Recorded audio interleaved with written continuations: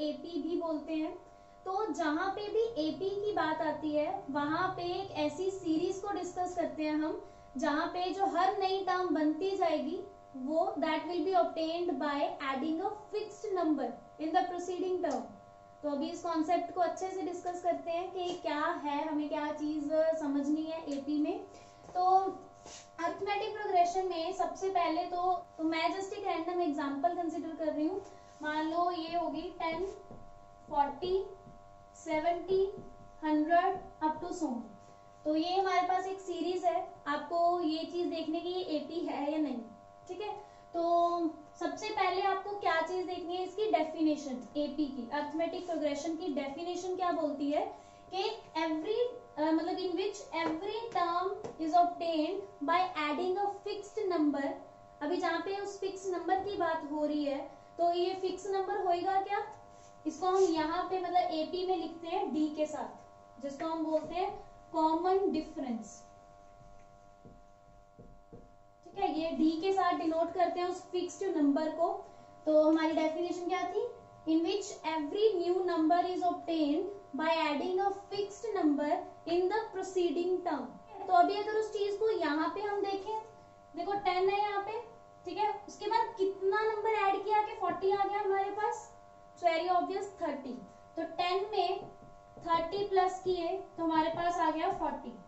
Done. अभी 40 में कितने प्लस किए कि हमारे पास 70 आ गया, 40 plus 30 will equal to 70। Again अगर चेक करें 70 में कितने प्लस करेंगे 100 आ जाए, 70 प्लस 30 बिकम 100। तो यहाँ पे अगर हम चेक करें ये जो 30 आ रहा है हर बार, ठीक है, ऐड करने पे मतलब 30 आ रहा है, तो ये 30 हमारे पास क्या हो गया, डी की वैल्यू। मतलब यहाँ पे जो फिक्स्ड नंबर है या कॉमन डिफरेंस है जो, वो क्या है हमारे पास 30। ठीक है, तो जो पहली हमारे पास टर्म आती है जिसको आपको याद रखना है, दिस इज डी, जिसको हम बोलते हैं कॉमन डिफरेंस या फिक्स्ड नंबर या फिक्स्ड टर्म भी बोला जाता है। ठीक है, तो अभी इसके बाद एक और सेकेंड टर्म जो हमें याद रखनी है, this is that is a. अभी यहाँ पे ए क्या होता है, दिस इज फर्स्ट टर्म। मतलब फर्स्ट टर्म का मतलब कि जो भी सीरीज आप डिस्कस कर रहे हो वहां पे उसका फर्स्ट जो नंबर है वो क्या है, तो उस फर्स्ट नंबर को या फर्स्ट टर्म को हम क्या बोलते हैं, ए। तो इस सीरीज के अकॉर्डिंग हमारा जो ए की वैल्यू है वो कितनी है, 10। डन। तो ये जो दो बेसिक चीजें हैं, ए और डी की जो वैल्यू है, मतलब ए और डी खुद क्या होते हैं, ये सबसे पहले पता होना चाहिए आपको फॉर डिस्कशन ऑफ एपी। ठीक है, तो ये दो चीजें सबसे पहले पता होनी चाहिए। तो अभी देखो ये जो हमने लिखा है 10 plus 30 is equal to 40, 40 plus 30 is equal to 70। तो इस चीज के अकॉर्डिंग मतलब एपी की डेफिनेशन के अकॉर्डिंग अगर इन टर्म्स में बात करें तो उसकी जो डेफिनेशन है वो क्या बताती है हमें, that a plus d, a plus 2d, a plus 3d up to so on. तो ये चीज क्या बता रही है कि फर्स्ट टर्म इज ए। अगर इस चीज को आप इस सीरीज के साथ कंपेयर करते हो, फर्स्ट टर्म ए आ गई, ठीक है, जिसकी वैल्यू 10 है। उसके बाद 10 में 30 को ऐड किया था तो हमारे पास 40 आ गया था, मतलब सेकेंड टर्म आ गई थी। तो सेकेंड टर्म को मैं ए प्लस डी लिख सकती हूँ ना। ए प्लस डी का मतलब क्या है, 10 प्लस 30, 30 यहाँ पे हमारा डी था, कॉमन डिफरेंस, ठीक है, फिक्स्ड नंबर जो था। तो ए प्लस डी।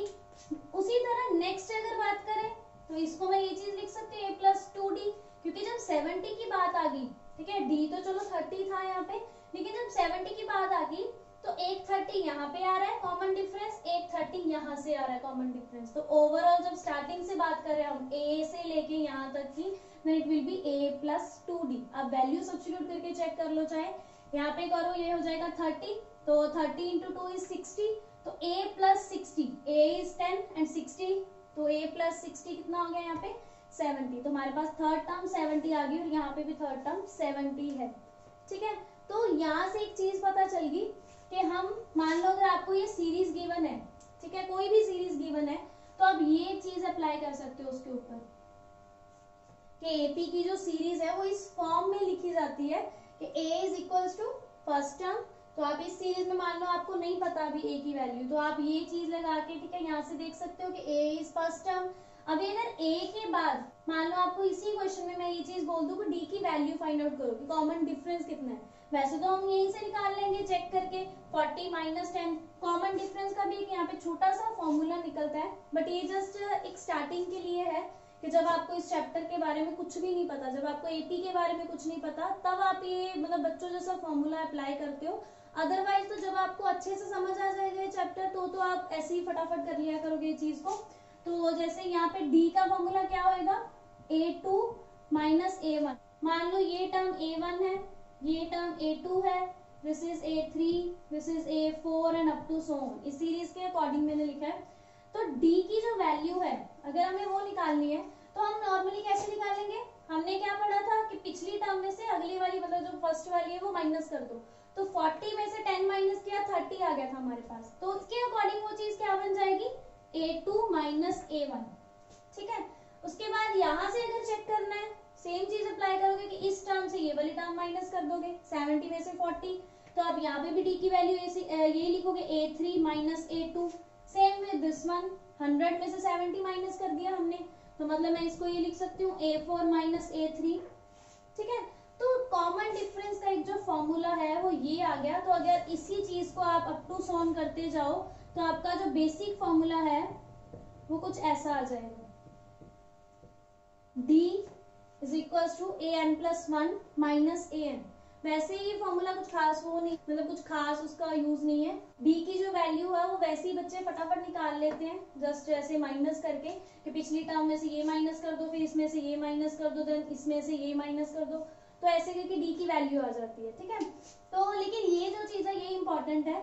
तो ये तो जस्ट एक स्टार्टिंग थी इस चैप्टर की, जिसमें से आपको सबसे पहले ये वाली कुछ टर्म्स हैं जो पता होनी चाहिए, ए और डी की वैल्यूज, और ये इस सीरीज को कि एपी सीरीज को रिप्रेजेंट किसके साथ करते हैं ये चीज पता होनी चाहिए, डी की वैल्यू निकालनी पता होनी चाहिए, ए की वैल्यू के बारे में पता होना चाहिए। तो अभी हम कुछ एग्जांपल्स डिस्कस करते हैं। सो फर्स्ट एग्जांपल हम टेक करते हैं। मान लो ये आपके पास कोई सीरीज गिवन है 1, 3, 9 एंड 27 की। ठीक है, फाइंड डी, मतलब आपको डी की वैल्यू फाइंड आउट करनी है, राइट 3 मोर टर्म्स, और उसके बाद मतलब इस सीरीज के बाद जो नेक्स्ट 3 टर्म्स आएंगी वो हमें लिखनी है कि कौन सी आएंगी। ठीक है, तो सबसे पहले देखो आपको इस सीरीज में से ए की मतलब ए और डी सबसे पहले निकाल के रखने हैं। तो यहाँ से ए की वैल्यू तो साफ दिख रही है, this is 1, a is equal to 1 ना, बिकॉज फर्स्ट टर्म 1 है हमारे पास। उसके बाद जो डी है वो तो हमें क्वेश्चन में ही बोल दिया कि फाइंड आउट करो, तो हम डी कैसे फाइंड आउट करते हैं, इस टर्म में से ये वाली टर्म माइनस करके, मतलब इस वाली में से a2 में से a1 माइनस कर दो तो क्या हो जाएगा, 3 माइनस 1 इज 2। देखो सिर्फ एक ही बार से निकाल के एक चीज नहीं पता चलेगी आपको कि d की वैल्यू 2 आ गई, पहले आपको ये चेक भी करना है कि हाँ भी ये सीरीज बना भी रहा है या नहीं, मतलब ये AP बन भी रही है या नहीं यहाँ पे। ठीक है, तो सबसे पहले हम वो d की वैल्यू से ही चेक करेंगे, क्योंकि जो AP की डेफिनेशन होती है वो यही कहती है कि हर एक जो नेक्स्ट टर्म बनती जाएगी वो एक फिक्स्ड नंबर को ऐड करके बनेगी प्रीसीडिंग टर्म में। तो आपको ध्यान रखना है कि जो डी की वैल्यू शुड सेम, तभी वो एपी है, अदरवाइज वो एपी नहीं है। ठीक है, तो ये हो गया। अभी इसको चेक करो, 9 माइनस 3, अभी 9 माइनस 3 कितना होता है, इट्स 6। तो देखो यहीं पे गड़बड़ होगी, ये वैल्यूज ही सेम नहीं आई। आगे भी आप चेक कर सकते हो, 27 माइनस 9, उसमें क्या हो जाएगा, 27 माइनस 9 इज 18, मतलब यहाँ पे भी सेम नहीं बना। ठीक है, तो ये हमें इजीली पता चल गया कि डी की वैल्यू सेम नहीं है, तो इट मींस कि ये एपी नहीं फॉर्म कर रहा। ठीक है, तो आपको यहाँ पे ये चीज ऐसे लिखनी है कि this is not an AP.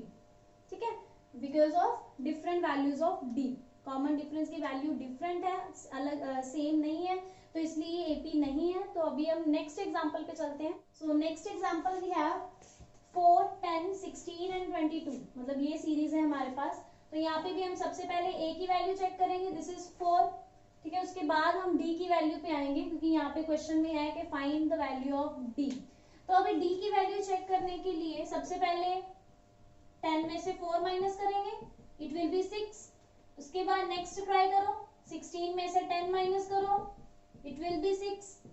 22 में से 16 माइनस करो, ये अगेन 6 आ जाएगा। ठीक है, तो यहाँ पे देखो 6 आ रहा है, मतलब सारे डिफरेंसेस में जितने भी टर्म्स को हमने माइनस किया उस सब में 6 आ रहा है कॉमन, तो इट मीन्स जो आपकी डी की वैल्यू है इट्स 6।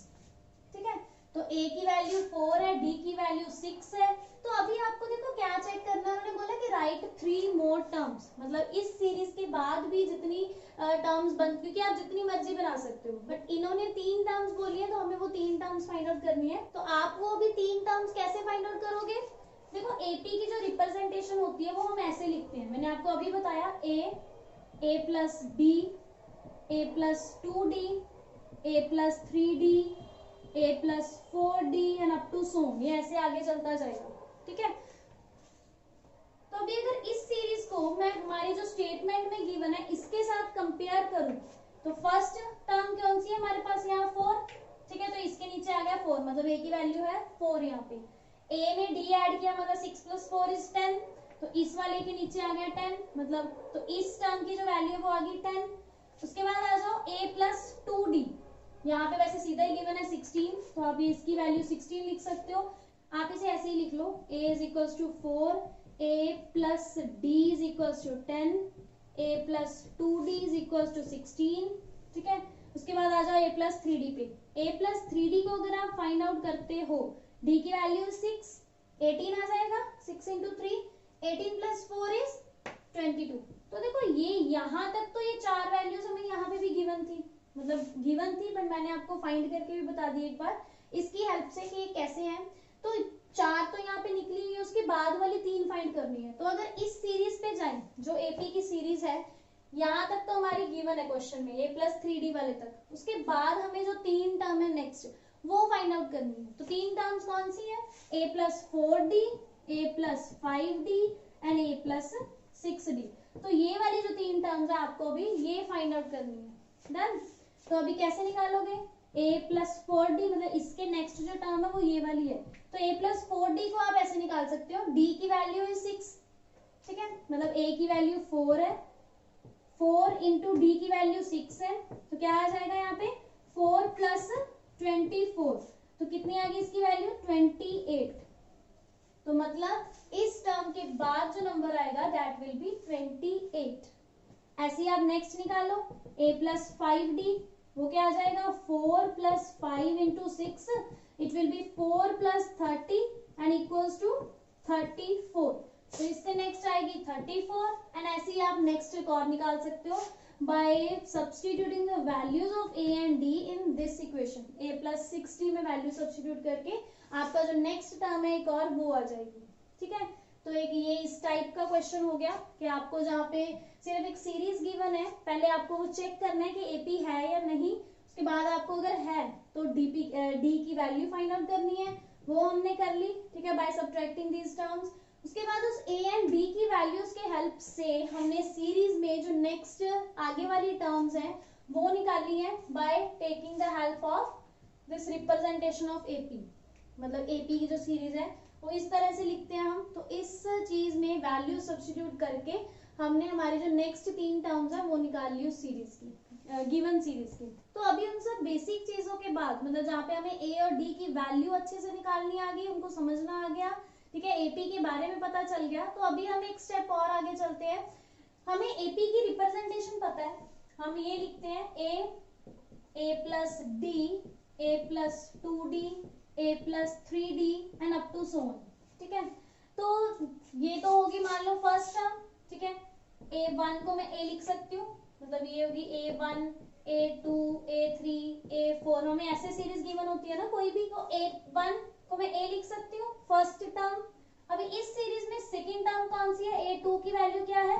a + d। ठीक है, नेक्स्ट टर्म a3 की वैल्यू क्या है? a + 2d। a4 की वैल्यू क्या है? a + 3d। तो यहाँ पे देखो ये चीज बताने का मेरा मतलब क्या है, इस सारे कॉन्सेप्ट से एक कॉमन सी चीज बाहर आ रही है। तो जब हम यहाँ पे 2 लिखते हैं तो यहाँ पे d के साथ जो कॉफिशिएंट आ रहा है उसका, उससे 1 माइनस होके आ रहा है। जैसे यहाँ पे 2 था तो यहाँ पे 1 आ गया, यहाँ पे 3 था, a3 को डिस्कस कर रहे थे हम थर्ड टर्म को, तो यहाँ पे 2 आ गया, यहाँ पे 4 था तो यहाँ पे 3 आ गया। ऐसे ही आगे चलोगे, जब a5 निकालोगे then it will B a+4d। ठीक है, यहाँ पे मतलब जब 5 लगाया तो यहाँ पे 4 आ गया। तो ऐसे ही करते करते जब आप आगे जाते जाओगे 1 2 3 4 5 6 and up to so on, तो एक जो फाइनल वैल्यू आएगी, सपोज कर लो हमारी जो सीरीज है वो n तक खत्म हो रही है जाके, तो यहाँ पे जो a n की वैल्यू आएगी, इसकी हेल्प से बताओ भी, देखो a n की वैल्यू क्या होगी, a तो सब में कॉमन आ रहा है, मतलब सेम है, a प्लस आगे देखो एक एक नंबर माइनस होता जा रहा है, 4 था तो 3 हो गया, 5 था तो 4 हो गया। तो यहाँ पे अगर n है तो यहाँ पे क्या आएगा फिर n-1, एक नंबर माइनस हो गया यहाँ से भी, साथ में d जो है वो सेम आ रहा है हर जगह, तो यहाँ पे भी d एज इट इज आ जाएगा। तो यहाँ से एक बहुत ही इंपॉर्टेंट फॉर्मूला निकला, इस फॉर्मूले पे बेस्ड आपकी पूरी एक एक्सरसाइज है एनसीईआरटी बुक में। ये जो फॉर्मूला है ये nth टर्म के लिए हो गया, मतलब कि जहाँ पे आपको कोई भी वैल्यू आ जाए, देखो भी यहाँ पे जैसे 5 4, ये मोस्टली जो क्वेश्चन होते हैं, जैसे 3-4 टर्म्स लिख दिए, हम आगे अप टू सो ऑन डाल देते हैं। तो अभी मान लो आपको डायरेक्ट बता दे कि 54th टर्म फाइंड आउट करो, कि उस जो सीरीज को हमने मान लो यही वाली सीरीज है जो 10 40 70 100 अप टू सो ऑन, ठीक है। तो यहाँ पे अगर देखो 4 टर्म्स तो हमें पता है, इसके अकॉर्डिंग A4 तक हमें पता है। अभी मैं आपको बोल दूं कि 54th टर्म फाइंड आउट करो इसी सीरीज की, या मान लो 100th टर्म फाइंड आउट करनी है, 1000 टर्म फाइंड आउट करनी है, तो इसका मतलब क्या है, तो इसके लिए आप ऐसे एक एक को ऐसे नहीं सॉल्व करते रहोगे बार बार, ठीक है। तो हम डायरेक्ट ये फॉर्मूला उठाएंगे, जैसे मान लो इसी क्वेश्चन में अप्लाई करते हैं ये फॉर्मूला, ए एन है, मतलब ए एन की वैल्यू हम कहाँ जा रहे हैं, 100th टर्म फाइंड आउट करने, तो मतलब यहाँ पे आएगा ए 100, ठीक है। ए की वैल्यू हमारे पास इस सीरीज में 10 है फर्स्ट टर्म, प्लस n-1, तो यहाँ पे n की वैल्यू 100 है तो n-1 का क्या हो जाएगा 99 इंटू डी, और इस क्वेश्चन में हमारे पास d की वैल्यू क्या आ रही है, देखो 30, यहाँ पे भी 30, तो मतलब d की वैल्यू है 30। तो अभी इसको जस्ट सिंपली सॉल्व आउट करके हम लोग क्या निकाल सकते हैं, a100 की वैल्यू, मतलब इस सीरीज में जो 100th टर्म आएगी वो ये वाली आएगी। डन। तो ये फॉर्मूला आपको याद रखना है। तो इस फॉर्मूला के साथ अभी हम एक दो क्वेश्चन करते हैं ताकि आपको ये अप्लाई करना आ जाए अच्छे से। तो इस एग्जांपल में देखो क्या है, बहुत बेसिक से और सिंपल सी एग्जांपल उठाई है मैंने। तो इस एग्जांपल में क्या है, find the 10th term of AP. आपको एपी गिवन है 2 7 12 and up to so on. इसमें से आपको 10th टर्म फाइंड आउट करनी है कि इस सीरीज में आगे चलते हुए 10th टर्म की वैल्यू जो है वो क्या आएगी। तो वो हम कैसे फाइंड आउट करेंगे, हमारे पास जो एपी है 2 7 12, ठीक है। जो सबसे पहले मैंने आपको चीज बताई थी कि सबसे पहले आपको ए और डी की वैल्यूज निकाल के रखनी है। तो ए की वैल्यूज तो क्लियर है 2, डी की वैल्यू हम कैसे निकालेंगे, फर्स्ट ऑफ ऑल 7 में से 2 माइनस करो 5 आ गया, देन अगेन 12 में से 7 माइनस करो अगेन 5 आ गया। तो इट मींस जो आपका डी है उसकी जो वैल्यू है वो क्या है 5। डन, ए और डी हो गया, ए की वैल्यू 2 एंड डी की वैल्यू इज 5। तो अभी उसके बाद चलते हैं जो क्वेश्चन में हमने पूछा है 10th टर्म। तो 10th टर्म के लिए आप वही फॉर्मूला लगाओगे ए एन वाला, this is a plus n minus 1 into d. इस फॉर्मूला में सारी वैल्यू सब्स्टिट्यूट कर दो ए और डी वाली। तो ए एन की वैल्यू होगी 10, देखो एन वही लेना है जिस टर्म की उन्होंने बात की है, ठीक है। तो एन आपकी एन की जो वैल्यू है वो आप वही रखोगे, दिस इज ए 10, ए की वैल्यू होगी 2 प्लस एन माइनस 1, एन अभी 10 था तो यहाँ पे 10 माइनस 1, साथ में है डी, डी की वैल्यू है हमारे पास 5। तो ये क्या बन गया 2 plus 9 into 5, it will B 2 plus 45 and your A 10 will become 47। तो मतलब इस सीरीज में आगे चलते हुए जहाँ पे जो 10th टर्म है उसकी जो वैल्यू है वो क्या आएगी 47, ठीक है। तो ये तो बहुत सिंपल सा क्वेश्चन था, जस्ट इस फॉर्मूले को अप्लाई करना सीखने के लिए। तो अभी हम थोड़ा सा टिपिकल क्वेश्चन पे चलते हैं। तो अभी जो हमारे पास एग्जांपल है वो कुछ अलग सी है, मतलब जहाँ पे मतलब आपको सीरीज नहीं गिवन है, आपको फर्स्ट ऑफ ऑल सीरीज ही बनानी है वहां पे क्वेश्चन की स्टेटमेंट रीड करके। तो यहाँ पे क्या है, how many 2 digit numbers are divisible by 3। 2 digit के कितने नंबर 3 से डिविजिबल हैं। तो सबसे पहले सीरीज आपको इसी कॉन्सेप्ट पे स्टार्ट करनी है। सबसे पहले तो बात हो रही है 2 डिजिट नंबर की, तो मतलब 2 डिजिट नंबर में ही रहना है। A1 पे नहीं जाना और 3 4 पे नहीं जाना। डिविजिबल बाय 3 की बात हो रही है, मतलब जो 3 पे डिविजिबल है। तो अभी सबसे पहला नंबर जो 3 पे डिविजिबल है, आप 3 का जो टेबल है आप वो चेक करो। सबसे पहला जो नंबर आएगा 3 6 9 12, 12 इज अ 2 डिजिट नंबर। तो इसमें से 3 6 9 12 15 18, तो इन सारे नंबर्स में से सबसे पहला जो 2 डिजिट का जो नंबर है दिस इज 12। तो आपकी जो सीरीज है वो 12 से स्टार्ट होगी। 12, उसके बाद 15, then 18, then up to so on. आगे चलते चलते आप 3 डिजिट नंबर पे आ जाओ। जो फर्स्ट 3 डिजिट नंबर होता है वो होता है हमारा 100। ठीक है, 3 डिजिट पे तो हमने जाना ही नहीं है, बात क्वेश्चन में हो रही है 2 डिजिट की। अभी इससे ऊपर आ जाओ, इससे ऊपर वाला नंबर होता है 99। नाउ चेक करो इसको कि ये नंबर 3 पे डिविजिबल है या नहीं। अगर तो है तो हम इसे यहाँ लिखेंगे अपनी सीरीज में एज अ लास्ट नंबर। लेकिन अगर नहीं है then leave it, then move on to next number 98, then same चीज अप्लाई करनी है। अगर डिविजिबल है तो यहाँ लिखो, otherwise leave it and move on to next number. But यहाँ पे पहले 99 पे चेक करो, 3 पे ये डिविजिबल होता है। ठीक है, तो इट मीन्स कि जो हमारा लास्ट 2 डिजिट नंबर है, मतलब इस केस में डिविजिबल बाय 3 वाले केस में, मतलब इस कंडीशन के साथ जो हमारा लास्ट जो नंबर आता है डिविजिबल बाय 3 पे, दिस इज 99। ठीक है, तो हमारे पास ये बन गई सीरीज। आपको भी इस सीरीज में ना, मतलब इस सारे क्वेश्चन में एक चीज और पता चल जाती है कि यहाँ पे ऐसे अप टू सोन पाके छोड़ा नहीं हुआ। मतलब लास्ट टर्म का हमें पिछले क्वेश्चंस में नहीं पता था, लेकिन ये जो एन वाले क्वेश्चन होते हैं, मतलब जो सीरीज में जहाँ पे लास्ट टर्म गिवन होती है, वहां पे हम उस ए एन को क्या कंसीडर करते हैं, दिस 99, मतलब लास्ट टर्म की जहाँ पे बात हो रही है। बिकॉज इससे आगे तो ये सीरीज ही नहीं जाएगी। तो ये हमारा लास्ट टर्म हो गया, लास्ट टर्म होगी A N is equal to 99। ठीक है, अभी ऐसे ही सेम आगे सबसे पहले ए निकालना है, ए इज 12, वो भी हमें पता है। अभी डी चेक करो, 15 माइनस 12 इज 3, 18 माइनस 15 इज 3, वो हमें पता ही है कि 3 3 का डिफरेंस चल रहा है सारी सीरीज में। तो डी की वैल्यू डायरेक्ट ही आ गई 3। ठीक है, तो ये जो तीनों वैल्यूज हैं ये हमें पता चल गई सीरीज में से। अभी हमें देखो फाइंड करना है हाउ मैनी, मतलब कितने नंबर्स हैं। हाउ मैनी पूछा है, तो जहाँ पे नंबर्स की बात आ जाती है तो वहां पे हम n को ही फाइंड करते हैं। तो इट मींस कि जब आप यहाँ पे ये वाला फॉर्मूला लगाओगे तो इन सारी चीजों में से सारी वैल्यूज आपको नोन है एक्सेप्ट n, बिकॉज n की वैल्यू हमें पता नहीं है, बाकी सारी वैल्यूज पता है हमें।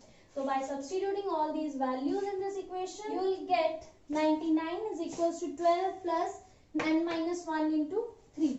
तो आगे इसको सॉल्व कर लो, ये आपके पास आ जाएगा 3n minus 3, 99 minus 12 plus 3 is equals to 3n, ये आ गया 7 8 प्लस 3, तो ये बन जाएगा 90/3 is equals to n। It means n की वैल्यू आपकी आ गई 30। तो अभी बेसिक सी चीजों के बाद एक और कॉन्सेप्ट आता है सम ऑफ टर्म्स। तो सम ऑफ टर्म्स वाले कॉन्सेप्ट को डिस्कस करने के लिए पहले मैं एक छोटी सी एग्जांपल डिस्कस करती हूँ। मान लो हमारे पास ये सीरीज है 2 4 6 8, ठीक है, यहाँ तक 4 ही नंबर है बस इस सीरीज में। तो मान लो इस सीरीज में मैं आपको बोल दूं कि सम ऑफ टर्म्स फाइंड आउट करो, मतलब इस एपी का सम ऑफ टर्म्स आपको फाइंड आउट करके देना है। तो आप क्या करोगे, सिंपली एडिशन कर दोगे इन सबकी। ठीक है, 4 और 2 हो जाएगा 6, देन प्लस 6 प्लस 8, ये हो गया 12 प्लस 8, मतलब 20 आ गया आपके अकॉर्डिंग। ठीक है, तो ये तो चलो हो गया। तो नेक्स्ट आप मान लो कि यही सीरीज है, ठीक है, अप टू सॉन कर दिया मैंने, मतलब कि इसमें पता नहीं आगे कितनी टर्म्स हैं, उन सारी सीरीज मतलब उन सारी टर्म्स को आपको प्लस करके यहाँ पे देना है। तो अभी मैं आपको बोल दूं कि यहाँ पे मान लो 4 तो यही टर्म्स हैं, ठीक है, इसके बाद भी आगे जितनी मर्जी होगी मैं आपको ऐसे ही बोल दूं कि फर्स्ट 100 टर्म्स का सम फाइंड आउट करके बताओ मुझे। तो आप क्या करोगे, अभी जब 4 नंबर थे तब तो आपने सिंपली प्लस कर दिया 4 को, लेकिन जब इतने सारे नंबर आ गए कि 100 तक जाना है, मतलब 100th टर्म तक जाना है, 100 तक नहीं 100th टर्म तक जाना है, तो मतलब और ऐड किया 2 10 हो गए, ठीक है, 12 हो गया, 14 हो गया, 16 हो गया, अप टू सो ऑन चलते चलते ये फर्स्ट है, सेकंड टर्म, थर्ड टर्म, 4 5 6 7 8 9, मतलब 9 10 टर्म्स यहाँ पे हार्डली मसा निकलती हैं। तो आगे चलते चलते 100th टर्म तक जाके उस चीज को कैलकुलेट करना, फिर प्लस करना उन सारे नंबर्स को, that's a very difficult thing. ठीक है, हम इस कॉन्सेप्ट के लिए हम बच्चों के जैसे ऐसे एडिशन करने नहीं बैठेंगे। तो इस चीज के लिए हमारे पास एक फॉर्मूला है, यहाँ पे एक नया फॉर्मूला जो एपी चैप्टर का मतलब लास्ट फॉर्मूला है जो यहाँ पे इंट्रोड्यूस होता है सम वाले कॉन्सेप्ट में, and that is s is equal to n upon 2a plus n minus 1d। ये आपका सम ऑफ टर्म्स वाला फॉर्मूला हो गया। ठीक है, s is equal to n upon 2a plus n minus 1 into d. ये वाली टर्म ब्रैकेट में n/2 कॉमन है बाहर। तो नेक्स्ट जो एग्जांपल है उसमें देखो क्या है, find the sum of first 22 terms. तो यहाँ पे आपको बता दिया कि 22 टर्म्स तक सम आपको फाइंड करना है। तो मतलब n की वैल्यू आ गई हमारे पास यहाँ 22। ठीक है, उसके बाद हमारे पास ये सीरीज गिवन है, मतलब एपी गिवन है 8 3 -2 and up to so on. तो अगर इसमें भी हम वही चीज अप्लाई करें, सबसे पहले हम a फाइंड आउट करें। ठीक है, दिस इज 8, तो डायरेक्ट दिख रहा है। उसके बाद हमें d फाइंड आउट करना है। तो जब आप d पे जाओगे देन इट विल बी 3 - 8। देखो ऐसे नहीं सोचना कि d जो है वो नेगेटिव नहीं हो सकता। ठीक है, कहीं आप मतलब ऐसे नहीं कि इस 3 में से 8 माइनस करोगे देन आंसर विल बी -5। तो आपको ये नहीं सोचना कि ये गलत है हमारा। ठीक है, it can be negative also. तो नेक्स्ट ऐसे ही चेक करो, -2, क्योंकि पिछली जो टर्म है दिस इज -2, तो -2 माइनस ऑफ 3, मतलब -2 - 3 करना है हमें। तो ये आ जाएगा -5। तो इट मीन्स जो हमारा d है दिस इज -5। तो d की वैल्यू होगी, a हो गया, n की वैल्यू होगी 22। तो ये तीनों टर्म्स हमें मिल गई। फाइंड हमें सम करना है। सम का आपको फॉर्मूला याद रखना पड़ेगा, this is n upon 2a plus n minus 1 into D. तो जब आप वैल्यू सब्स्टिट्यूट करोगे, ये s की वैल्यू तो आपको फाइंड ही करनी है। n की वैल्यू है 22 अपॉन 2a, 2a मतलब 2 into 8 it is 16. Now n minus 1, n is 22, n minus 1 is 21. d की वैल्यू फिर क्या आ गई -5।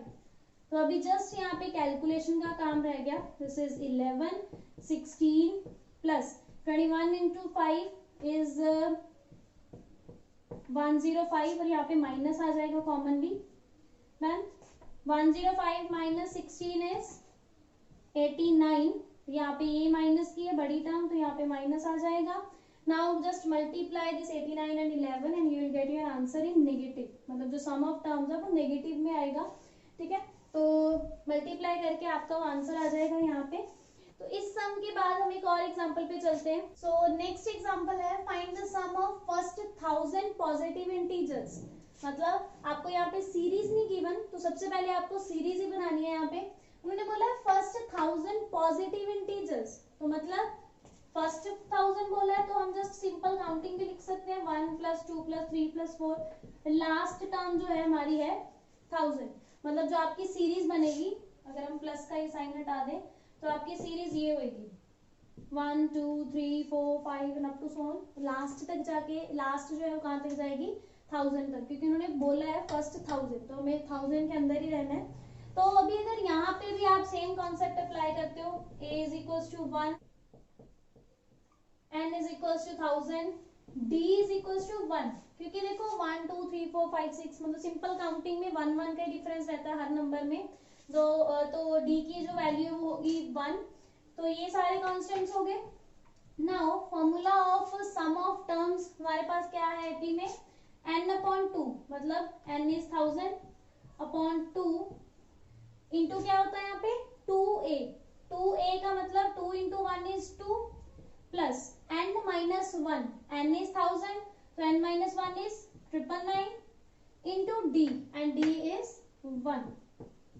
तो ये हो गया, यहाँ पे आ जाएगा 500 एंड देन 2 + 999 और ये आ गया 500 into 1001। ठीक है, तो आगे जस्ट इनको मल्टीप्लाई कर लो एंड यू विल गेट 5005, मतलब 500500। This is the sum of first 1000 positive integers. तो इसी के साथ हमारे जो 3-4 फॉर्मूले हैं, मतलब बेसिकली तो 2 ही मेन फॉर्मूले हैं इस चैप्टर में, एक सम ऑफ टर्म्स वाला, एक जो लास्ट टर्म वाला फॉर्मूला है। इसी के साथ एक और फॉर्मूला यहाँ पे आता है।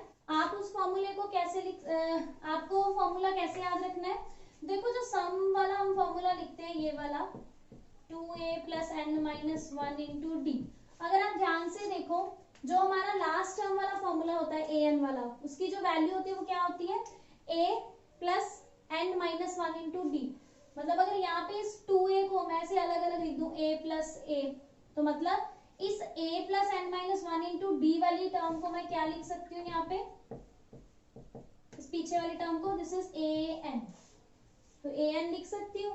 और an को हम वैसे ही क्या बोलते हैं, लास्ट टर्म, तो an लिखने की बजाय मैं इसको मतलब l भी लिख सकती हूँ an को, ठीक है। an हम लास्ट टर्म में काउंट करते हैं, तो उसी में से हम उसको l भी लिख सकते हैं, last term, l stands for last term. तो इसी फॉर्मूले के साथ एक फॉर्मूला ये वाला भी आता है, n/2 a + l।